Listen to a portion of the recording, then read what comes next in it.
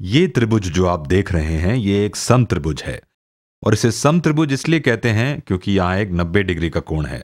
और जो सबसे लंबी भुजा होती है एक ऐसे समत्रिभुज में, उस भुजा का एक अलग नाम होता है। तो सबसे लंबी भुजा जो सम्मुख होती है 90 डिग्री कोण के, उस भुजा को हम कर्ण यानी हाइपोटेन्यूज कहते हैं। और अगर शुरू में नाम याद ना रहे तो इसे आप सबसे लंबी भुजा कहकर याद रख सकते हैं, या फिर वो भुजा जो सम्मुख होती है 90 डिग्री कोण के, that is the side opposite the 90 degree angle.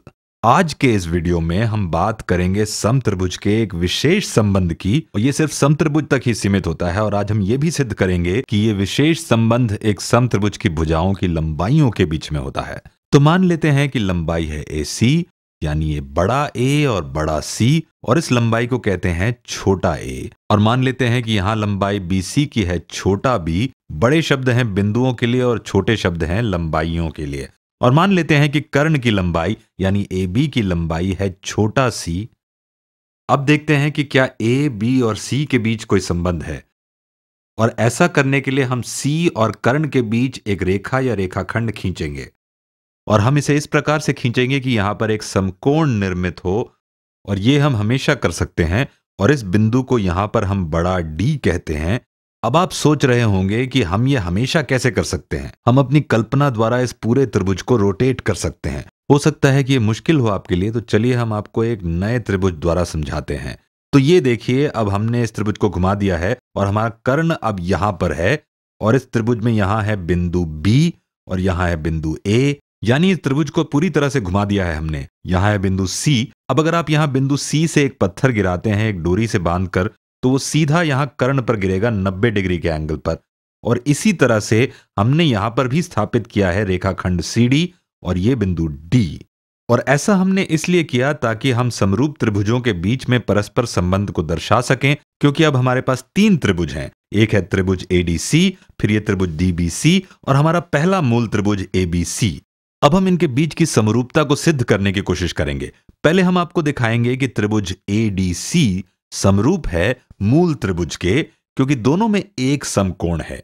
त्रिभुज ADC का समकोण ये है, और अगर ये कोण 90 डिग्री का है तो ये कोण भी 90 डिग्री होगा, क्योंकि दोनों कोण संपूरक हैं और इन दोनों का योग होगा 180 डिग्री। तो दोनों में समकोण है। छोटे त्रिभुज में एक समकोण है और बड़े त्रिभुज में तो शुरू से ही एक समकोण था। और ये दोनों साझा करते हैं, मतलब शेयर करते हैं इस नीले कोण को यहां पर, यानी कोण DAC या कोण BAC दोनों ठीक हैं। तो हम कह सकते हैं कि ये छोटा त्रिभुज यानी ये त्रिभुज ADC, इसे छायांकित कर देते हैं ताकि आप समझ जाएं कि हम इस त्रिभुज की बात कर रहे हैं। तो त्रिभुज ADC में हम गए इस नीले कोण से इस समकोण तक, और यहां से इस बिना नाम के कोण तक। और जहां तक बात है त्रिभुज ADC की, ये समकोण इस त्रिभुज का भाग नहीं है, ये बड़े त्रिभुज का भाग है। तो त्रिभुज ADC, ट्रायंगल ADC, समरूप यानी सिमिलर है त्रिभुज।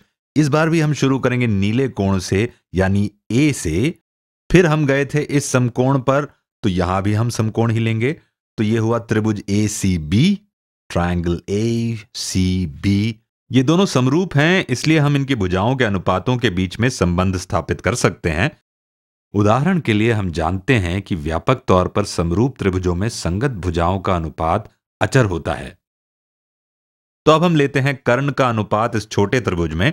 तो कर्ण है AC, यहां लिखते हैं AC बटा बड़े त्रिभुज का कर्ण जो है AB। तो AC बटा AB जो बराबर होगा AD। तो हम यहां पर केवल संगत बिंदु ले रहे हैं दोनों त्रिभुजों में से, इसलिए रंग बदल लेते हैं। तो ये है AD बटा AC, AD ओवर AC। चलिए अब यहां देखते हैं इन दोनों त्रिभुजों में। ये देखिए, AD यानी बिंदु AD बीच में है नीले कोण और समकोण के, भुजा AD बीच में है नीले कोण और समकोण के, और भुजा AC बीच में है नीले कोण और समकोण के बड़े त्रिभुज में। तो ये दोनों है बड़े त्रिभुजों से, और ये दोनों है संगत भुजाएं छोटे त्रिभुजों से। हो सकता है आप ये सुनकर कंफ्यूज हो जाएं। बस इतना याद रखिए कि अगर आपका ये समरूपता कथन सही है, आप संगत बिंदुओं का पता लगा सकेंगे। तो ये बिंदु AC यहां बिंदु ए बी के संगत है बड़े त्रिभुज से, और बिंदु ए डी यहां छोटे त्रिभुज से बिंदु ए सी के संगत है बड़े त्रिभुज से। और हम जानते हैं कि ए सी को हम दोबारा लिख सकते हैं ऐसे, छोटा ए, तो ए सी है छोटा ए सी इज लोअर केस ए, पर यहां हमारे पास कोई सूचक नहीं है ए डी या फिर ए बी का।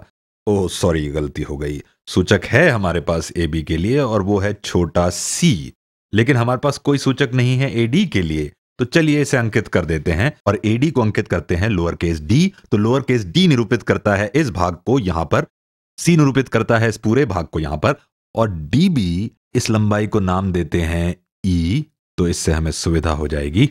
तो ए डी को नाम देते हैं डी, तो ए बटा सी बराबर होगा डी बटा ए के, और व्रज गुणन विधि द्वारा हमें मिलता है ए गुणा ए जो होगा ए का वर्ग, जो बराबर है सी गुणा डी के यानी सी डी के। चलिए अब देखते हैं इस त्रिभुज को, हम बात कर रहे हैं इस त्रिभुज की यहां पर।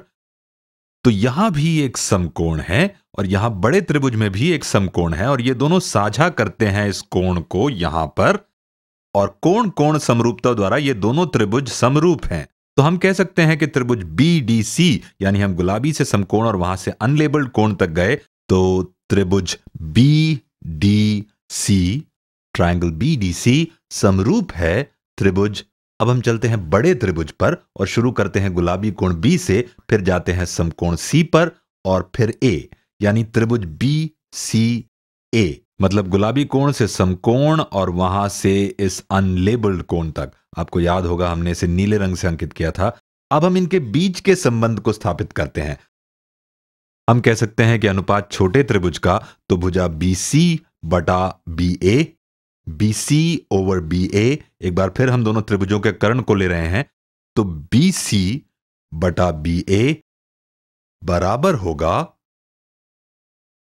बी डी, इसका रंग बदल लेते हैं, तो बी डी, ये यहां पर है बी डी, यानी ये छोटी भुजा जो आप देख रहे हैं, बी डी बटा बी सी, हम सिर्फ इनके शीर्ष संगत ले रहे हैं, बटा बी सी। और हम ये तो जानते हैं कि बी सी है छोटा B, B C is lower case B, B A है छोटा C, B A is lower case C, और बी डी को हमने अंकित किया था छोटा E, so B D is lower case E. व्रज गुणन एक सरल प्रणाली है, तो b गुणा b होगा, और मैं ये बहुत सारे अपने वीडियोस में पहले भी बता चुका हूं कि व्रज गुणन में हम दोनों पक्षों को गुणा करते हैं उनके हरों से। तो b गुणा b होगा b का वर्ग जो बराबर होगा CE के, इज इक्वल टू CE। अब हम कुछ नया करते हैं इनके साथ, हम इन दोनों का योग कर सकते हैं। चलिए यहां नीचे लिखते हैं, b वर्ग बराबर है CE के। अगर हम बाएं पक्ष को जमा करते हैं तो हमें मिलेगा a वर्ग जमा b वर्ग, a squared plus b squared बराबर होगा CD is equal to CD जमा CE के प्लस CE।